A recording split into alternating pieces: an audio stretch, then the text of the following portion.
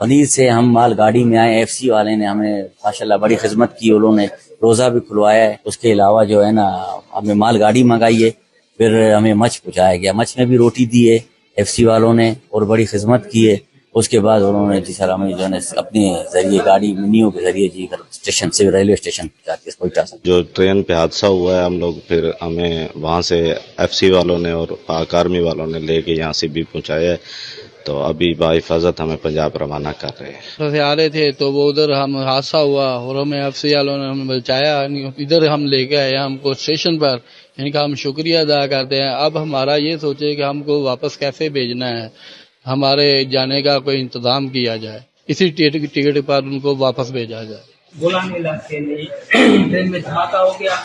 اور یہاں فائرنگ کی آوازیں آئی، اس دوران ایف سی والے فوراً پہنچ گئے، انہوں نے ہمیں ریسکیو کیا، طبی امداد بھی کی۔ 8 نمبر ٹنل کے قریب کچھ دہشت گردوں نے اس پہ حملہ کیا اور بم بلاسٹ بھی کیا، جس کی وجہ سے ٹریک کو بھی نقصان پہنچا۔ اور اب جو صورتحال ہے کہ انہوں نے شام تک جو ہمارے ایف سی کے جوان تھے انہوں نے کافی اچھا آپریشن کیا اور تقریباً 150-200 آدمی انہوں نے رہا کرا لیے ہیں۔